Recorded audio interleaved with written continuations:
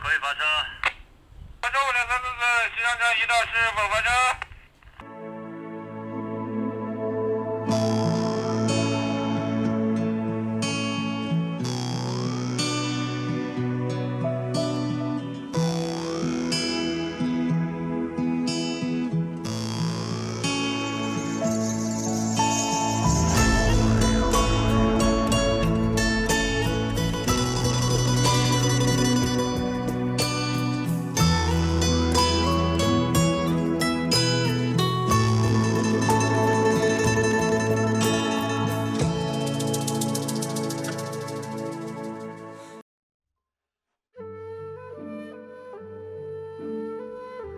有一列扶贫火车穿行在大凉山中，已经在老城昆线上运行了半个多世纪。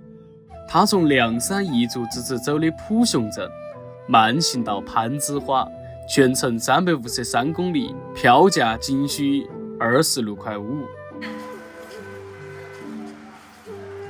清晨，一族老乡开始赶往车站。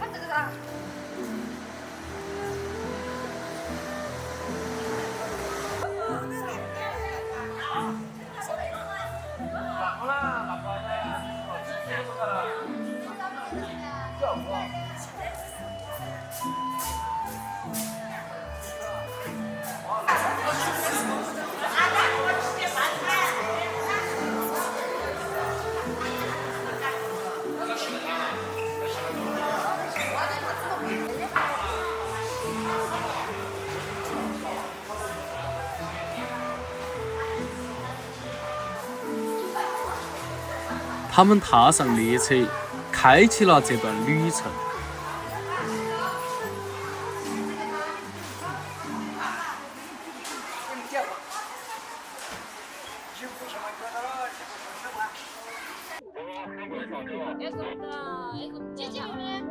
56334列车是老城昆线上保留的最后一班客运火车，途经的车站有21个，位于凉山州深处。在这些站上下车的旅客大多都是彝族老乡，他们用箩筐、麻袋或背或扛，只为了将采买的东西带回家中。除此之外，老乡们也会通过火车将农产品带到集市上去销售。列车每一站的停靠时间都不是固定的，但是列车员会静静地等到起老乡将采买的东西搬上列车。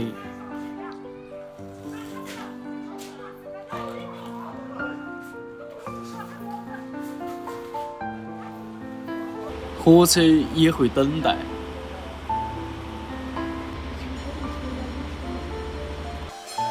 即使原定发车的时间铃声已经响起，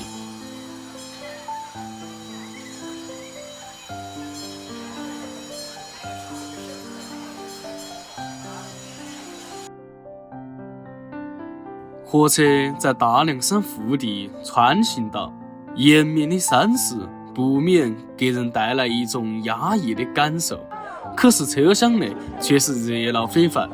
有穿到自己心爱的民族服饰和朋友合照的大姐，有在窗边安静学习的彝族学生，还有在玩耍的小朋友。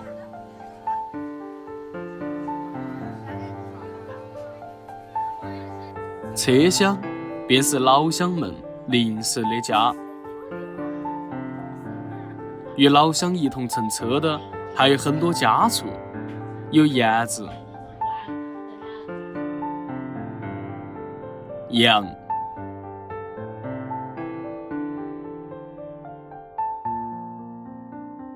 鸡。如果老乡在车上遇到了自己需要的物品，那一场交易便会随之展开。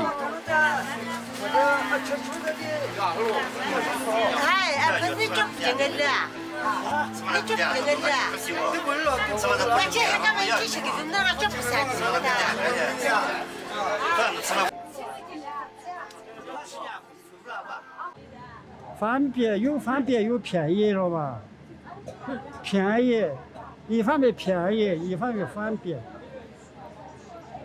我们这个凉沙这个火车是1970几年才推出了嘛。以前我们到处都是走路，只有走路，靠这2只脚走路，到阿坝，到那个成都方向，都是以前做生意的那些人都是走路。从上世纪70年代成昆铁路通车开始，大山深处的人民群众追求美好生活，有了基本条件；祖国西南地区的开发与建设有了坚实保障。直到现在，5633这趟小慢车依然是凉山州孩子们放心的校车，是困难群众走出深山的致富车，更是驶向未来的希望车。我肯定是先从老家，如果没有火车，我可能都来不到大城市或者是大城来读书。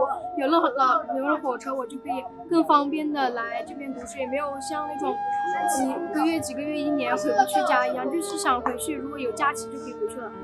遗憾可能就是不能经常回家，或者来不了这边读书，就会怎么说呢？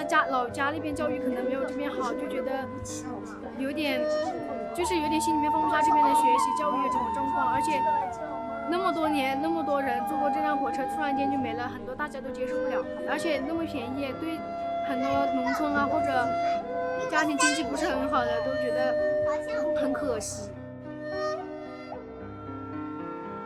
这跨越世界的慢火车陪伴了一代人的成长，有很多故事在这里发生，作为时代末端的延续。这里的每一寸铁轨都带到特殊的温度和久远的气息。